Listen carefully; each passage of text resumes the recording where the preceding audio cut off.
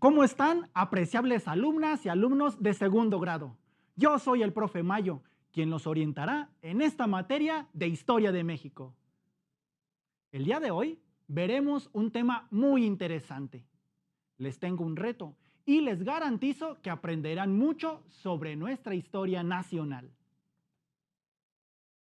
En esta sesión analizaremos el tema llamado La vida cotidiana en la Nueva España.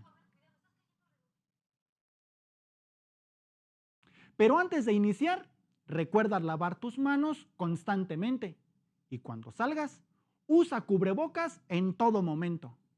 Recuerda que al cuidarte tú, nos cuidas a todos. Ahora sí, prepara tus materiales, cuaderno y lapiceros para tomar nota sobre este importante tema. Ya tienes tus materiales listos, ¿verdad? Muy bien, iniciemos. Estoy completamente seguro que en alguna ocasión has visitado una iglesia y ves las majestuosas imágenes de los diferentes santos o también las enormes pinturas que representan alguna divinidad. Y seguramente has acudido a alguna feria o alguna fiesta o verbena popular donde se venden diferentes platillos de comidas típicas de los pueblos o escuchas la música tradicional de las fiestas. Hay muchísima gente y ves los juegos pirotécnicos por la noche. Es sorprendente vivir este tipo de convivencia mexicana.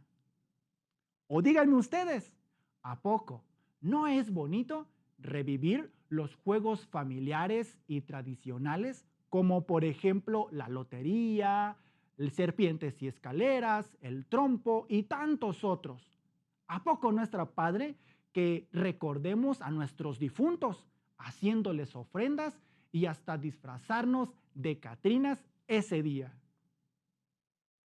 ¿Recuerdan cuando nos emocionaba la llegada de los Reyes Magos? ¿O se hacían las posadas y quebrábamos la piñata? Apreciables alumnas y alumnos, es tan grande y tan hermoso descubrir nuestras riquezas tradicionales mexicanas. Pero, ¿de dónde vienen estas fiestas? Pues bien, esto es justamente lo que descubrimos. Pero bien, esto es justamente lo que descubriremos en esta sesión, cómo durante la época de la Nueva España aún perduran esas tradiciones. Debido a que los mexicanos nos hemos caracterizado por ser solidarios, respetuosos con nuestras costumbres y tradiciones, somos trabajadores y siempre luchando. Ahora sí, te invito a reflexionar conmigo y a aclarar pues algunas inquietudes. Toma tu cuaderno y lápiz y escribe las siguientes preguntas. Te daré un poco de tiempo para que las escribas. ¿Están listos? ¿Están listas? Primer pregunta. ¿Cómo era la vida cotidiana en la época colonial? Segunda pregunta. ¿A partir de cuándo se considera que se desarrolla una identidad mexicana? Y última pregunta. ¿Cómo era la educación en la época colonial?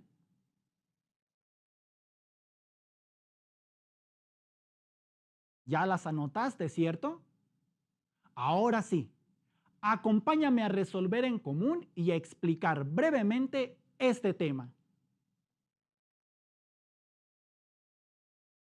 Con la llegada de los españoles a nuestro continente, originó cambios profundos entre los pueblos mesoamericanos, que ellos vieron alteradas sus costumbres, sus rituales y sus tradiciones, en fin, su forma de pensar.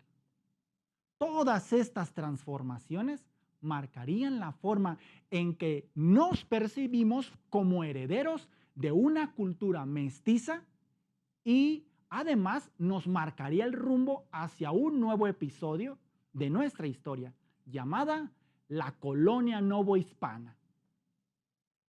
Es así como la cultura novohispana nace de la mezcla de elementos indígenas y españoles, además también asiáticos y africanos. La convivencia diaria entre estos grupos dio origen y resultado al mestizaje cultural, en los que se sumaron también tradiciones y costumbres en las que las culturas que le dieron origen. Así es como la cultura novohispana creó un enorme y muy valioso patrimonio artístico, arquitectónico, histórico e intelectual, en la que se apoya la cultura mexicana contemporánea y es herencia de todos nosotros. Todos los sectores de la vida novohispana recibieron los rasgos peculiares y distintivos de la cultura indígena, como es evidente hoy que en muchas creencias e ideas lo vemos ahora en la comida, en la forma de vestir, en la lengua indígena, en las artesanías y su forma de organización familiar y comunal. Sin embargo, datos históricos recientes han demostrado que con la llegada de los españoles a América, no solo trajeron nueva tecnología o animales, plantas, sino también los prejuicios, su forma de organización política y económica. Pero lo más importante fue su religión, que poco a poco los mexicanos de aquella época se fueron adaptando. Una parte importante de la contribución española fue la religión, ya que incitaron a tener una profunda devoción a la Virgen de Guadalupe, como por ejemplo. Existieron elementos que nos dejaron los españoles y otros grupos como los africanos, que llegaron a la Nueva España como esclavos y se mezclaron con las ideas de los indígenas mesoamericanos. Y así forjaron creencias mágicas y religiosas y algunos aspectos de la medicina tradicional la formalizaron. Tenían formas de cocinar, bailar y hacer música y reflejaron la influencia e importancia de la mezcla cultural. Pero habría que preguntarnos, entonces, ¿a partir de cuándo ya se puede decir que las personas que vivían en la época de la Nueva España ya comenzaron a desarrollar una identidad mexicana? Es a partir de 1650, como producto del mestizaje, presente siempre en la sociedad, que se manifestaba en las artes y en las letras. Hagamos rápidamente un análisis cronológico de la inmersión cultural. A ver, en el siglo XVI fue una etapa de choque cultural, de mezclas y la adaptación al impacto a lo desconocido. ¿Estamos de acuerdo? Perfecto.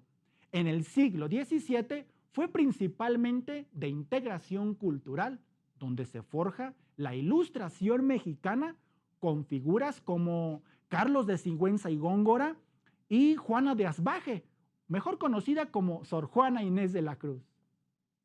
Se introducen también las ideas de autonomía en la política y en lo cultural.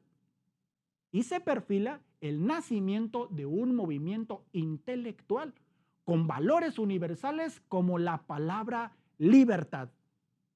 Para el siglo XVIII fue un tiempo y un espacio donde las alteraciones se despierta la conciencia de una cultura mestiza, con intereses propios, precursora de algunas ideas como la patria, la soberanía y que la libertad y todo puede residir del pueblo. La vida cotidiana constituye las formas de vida de un pueblo nacional y de cómo se comunica a través del lenguaje hablado y escrito, de cómo se reconstruye en las diferentes manifestaciones y expresiones y emociones artísticas a través de la música, la pintura, la creación literaria y del arte en general. La vida cotidiana da sentido a la conformación de los pueblos, ya que es ahí donde se reproducen costumbres, tradiciones e ideas. Y durante los 3 siglos de dominación española, la cultura se desarrolló en la ciencia, la literatura, la arquitectura, la escultura, la música y la gastronomía. Las repercusiones del mestizaje se manifestaron en la organización política, social, económica y cultural del México colonial. Todas estas expresiones se pueden apreciar en la vida cotidiana actual, en nuestra forma de comer, en nuestro lenguaje, en las calles, en las construcciones de las grandes ciudades, en los museos, en nuestra propia identidad. Con el proceso de evangelización, se les impuso a los indígenas una lengua distinta, nuevas formas de vida, usos y costumbres de la cultura española. Las escuelas de los conventos sustituyeron al Tepozcali y al Calmecac, antiguas escuelas prehispánicas. Ahora, durante la colonia, la educación se organizó por parte de las instituciones religiosas. La educación en la época de la Nueva España en el siglo XVI, la enseñanza estaba a manos de las órdenes mendicantes que se empeñaron en difundir la religión católica, imponiéndola implacablemente. Ese fue el antecedente de la educación en la Nueva España. Pero habría estas órdenes que fundaron importantes colegios para los indígenas, como el de Santa Cruz en Tlatelolco, donde se enseñaba una instrucción superior que era designada a los indígenas nobles, donde se les enseñaba bellas artes y la filosofía. Otros colegios importantes fueron el Colegio de San Pablo, acá en la Ciudad de México, pero también hubo otro, el de Tiripetío, en Michoacán, donde enseñaban lectura, escritura, gramática, retórica, filosofía, música y medicina tradicional mexicana. Como en todas las ordenanzas, para entrar a estudiar había ciertas restricciones, o sea, no podía cualquiera. Por ejemplo, no tener descendencia africana, no ser mulato ni indio, sino español, que tuviera buenas costumbres morales. Durante este periodo, casi no se descuidó ningún aspecto de la educación, que básicamente era destinada para la niñez masculina. Como por ejemplo, tenemos los diferentes talleres o escuelas para niños indígenas, como la que ofreció la Escuela para Niños de Indios, establecida por Fray de Juan de Zumárraga.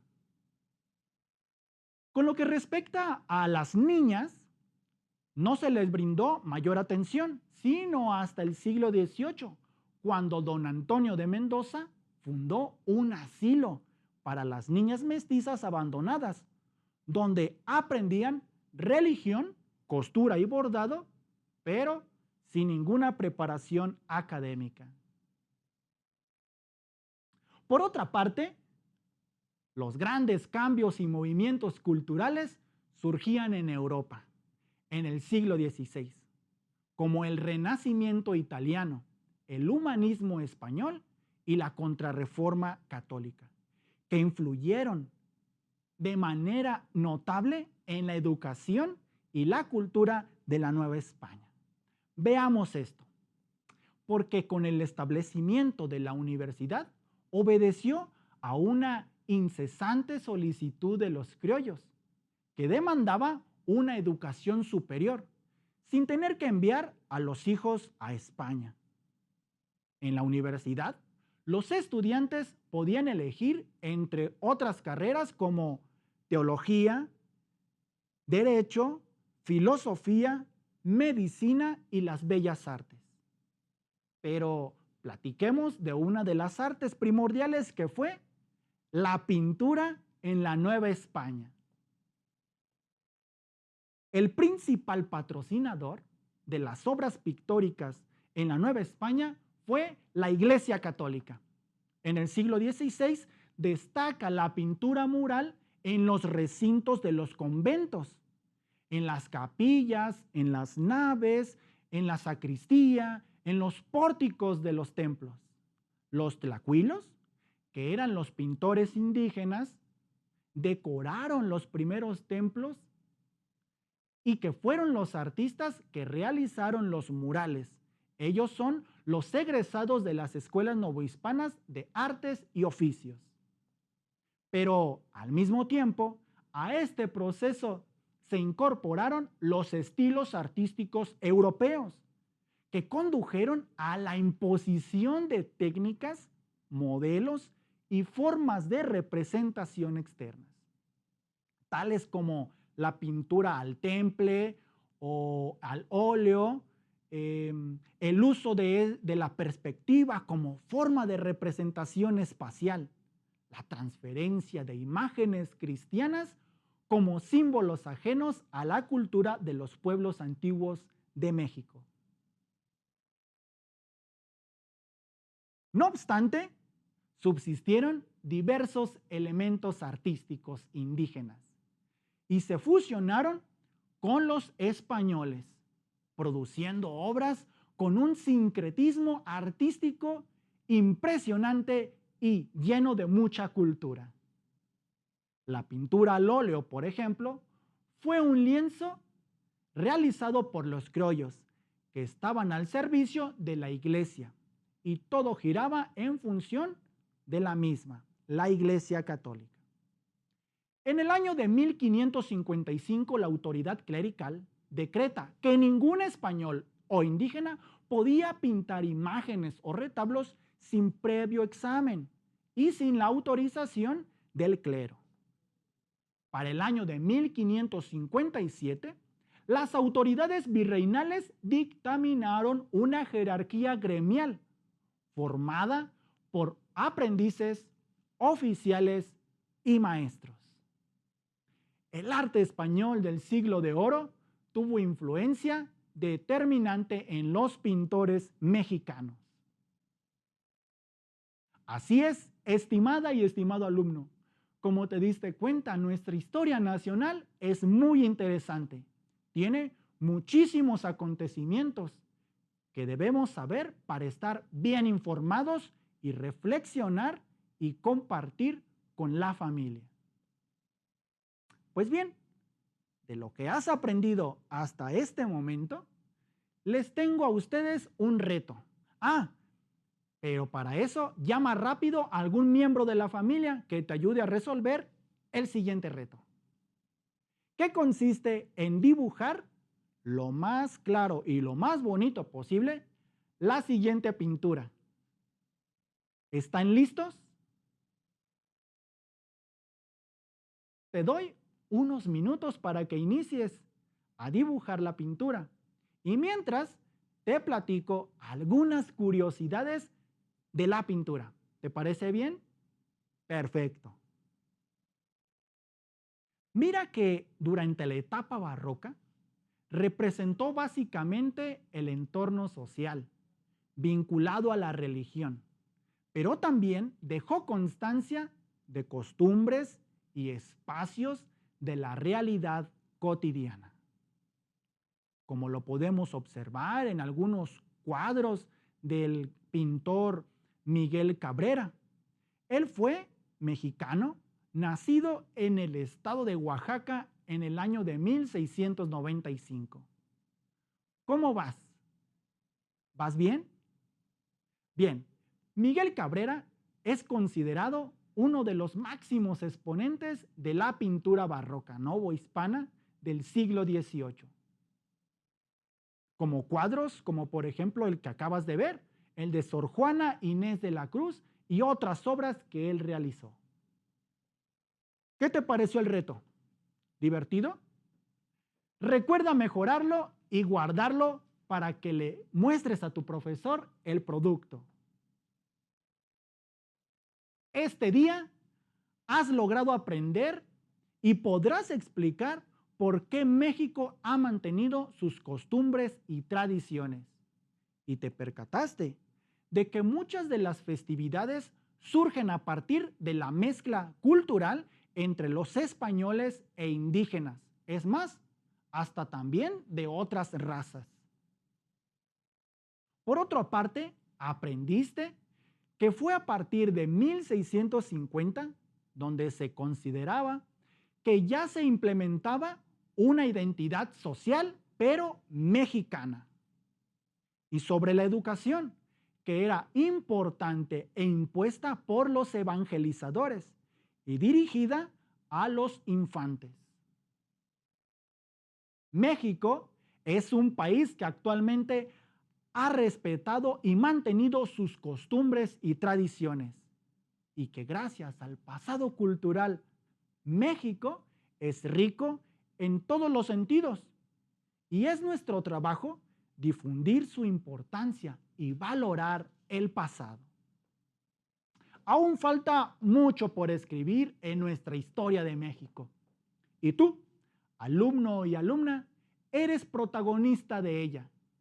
En tus manos está conservar todo lo que se ha logrado, pero también mejorar algunas acciones para el bien común. Y sobre todo, no olvidar tu historia. Recuerda que la historia más importante es la que haces tú.